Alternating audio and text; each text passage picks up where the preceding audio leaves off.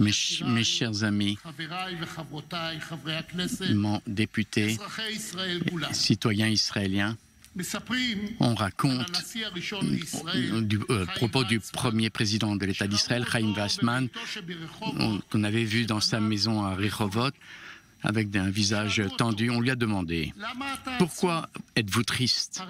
Après, Moshe Rabbeinu a mené le peuple pendant 40 ans dans le désert et n'est pas rentré sur la terre. Mais vous, le président, vous avez pris le peuple à peu près 40 ans dans le désert et vous avez réussi. Le rêve s'est réalisé. Un État a été construit et vous présidez ce rêve. Le président Weizmann leur a répondu « Non, ma situation est plus terrible que celle de Moshe. C'est difficile, a-t-il dit, difficile de vivre un rêve. » Mesdames et messieurs, mes maîtres, chers amis, ces jours-ci, nous ressentons parfois qu'il est difficile de vivre ce rêve. Mais n'oublions jamais un instant que nous avons reçu ce rêve. L'État d'Israël est un miracle. Un État juif et démocratique et juif en un seul terme. Une maison pour tous, un foyer pour tous, un foyer sûr. N'oublions jamais pourquoi et comment nous avons commencé cette aventure. Mes chers amis, mon appel à un gouvernement large a été critiqué de droite et de gauche. Et j'écoute ces critiques. Ce sont des critiques légitimes dans lesquelles il y a beaucoup d'intelligence. Mais je sais qu'un gouvernement large ou un gouvernement d'union, ce n'est pas ce que voulaient tous les citoyens israéliens. Chacun a choisi selon sa volonté. Et je sais que dans le cas où un gouvernement large est constitué, certains se trouveront dans l'opposition. Et du plus profond de mon cœur et de mon pouvoir, je vous demande et je demande d'être votre président aussi, pas seulement de la majorité, pas uniquement de l'union, qui laisse de grands pans du public en dehors des lieux du pouvoir. Mais parfois, il y a des moments uniques dans la vie d'un peuple où le président doit, par rapport à ses pouvoirs, agir pour la constitution et la mise en place d'un système qui a du mal à fonctionner et à gouverner.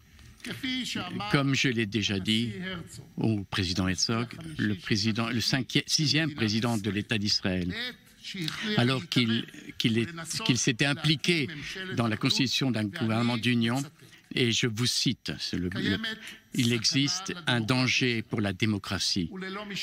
Et sans régime démocratique basé sur la volonté de la majorité, il n'y a pas de futur pour l'État d'Israël. La plus grosse menace que nous connaissons vient de manque de collaboration entre religieux et religieux, religieux et laïcs, entre secteurs et religion et religion, entre peuple et peuple. Et il y a des choses dans le débat public qui se disent qui sont vraiment inadmissibles. Oui, comme c'est ce qu'avait dit le président Herzog. Et il me semble parfois qu'il a parlé de notre présent. Moi aussi, mes forces sont limitées. Je n'ai que ma parole. Et je peux juste vous proposer ou peut-être essayer de faire des compromis, de vous amener à des compromis. Mais je ne sais pas si je suis vraiment la personne qu'il faut pour cela. Mais je sais que le moment est urgent pour la sécurité d'Israël. C'est un moment grave pour la société israélienne, un moment d'urgence pour la société israélienne et toutes ces choses qui nous sont chères. La constitution d'un gouvernement n'est pas une question d'espoir social. Aujourd'hui et pour toujours, c'est un besoin économique et sécuritaire comme nous n'avons jamais connu ces dernières années. Et les membres de la commission parlementaire d'affaires extérieures le savent. Comme nous avons appris de Kohelet, il y a eu un temps pour s'embrasser et un temps pour dire, un temps pour déchirer, un temps pour recoudre, un temps pour craindre et un temps pour parler, un moment pour aimer et pour haïr, un temps de guerre et un temps de paix. Mes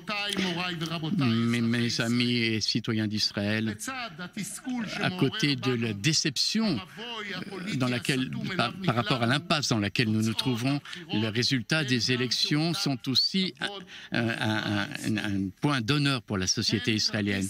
C'est un carton rouge que les citoyens israéliens ont donné à leurs dirigeants, un carton rouge au populisme, un carton rouge à un système politique qui utilise les divisions au sein du peuple et les peurs au sein du peuple.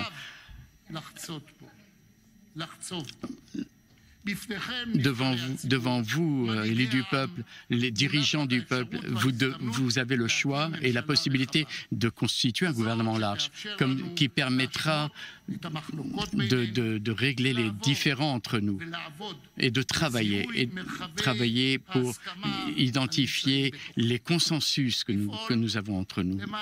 Agir pour les citoyens d'Israël, agir pour l'économie, agir pour la sécurité d'Israël et permettre à nous tous de nous détendre et de nous recouvrir. Un gouvernement comme ça ne peut pas agir avec la délégitimation de l'autre côté. Un gouvernement comme ça devra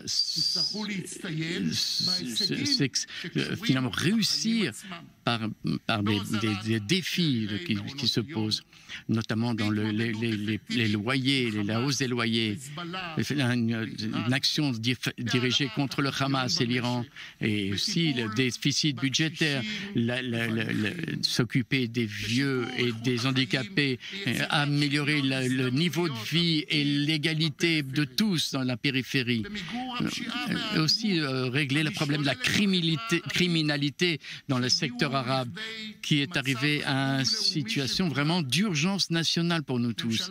Un gouvernement large comme cela aura l'opportunité pour nous tous de se souvenir qu'il est important de constater qu'il y a entre nous des controverses. Mais à côté de cela, il y a un pourcentage d'actions que nous acceptons tous.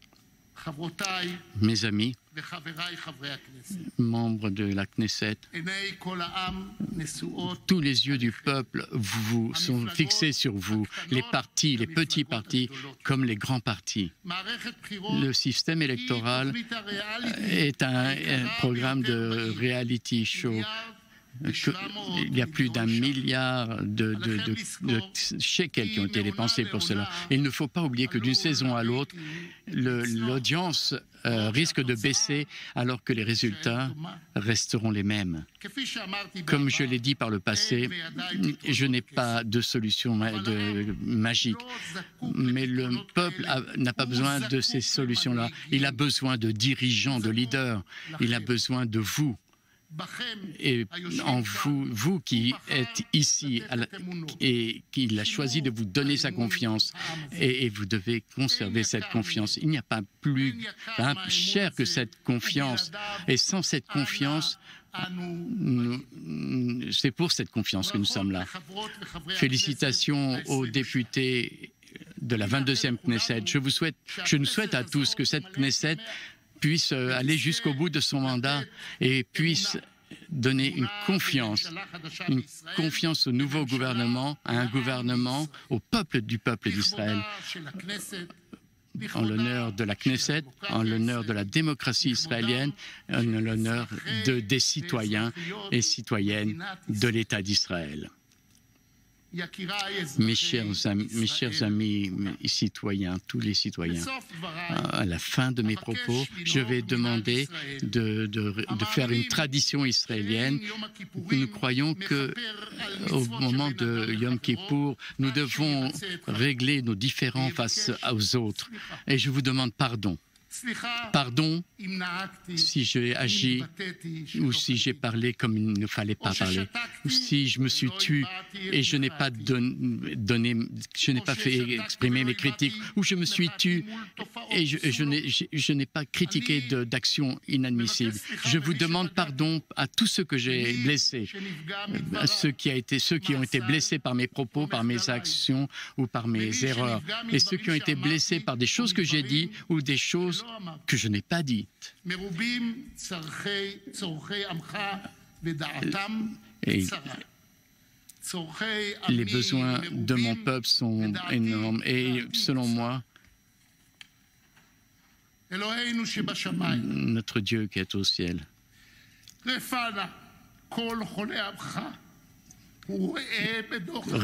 soigner tous les malades et éliminer tous les mauvais et imposer la paix et l'harmonie entre nous. Faites la paix en Israël, donnez la paix dans notre royaume et donnez des bénédictions et de la prospérité.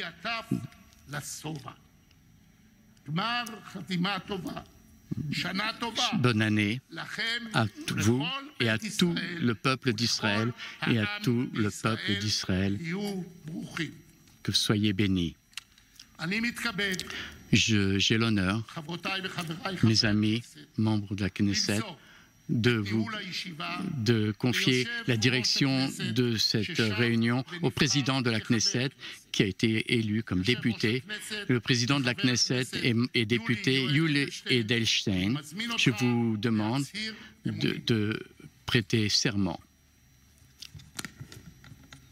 Je m'engage à conserver la foi en l'État d'Israël et servir la Knesset. Merci, Monsieur le Président.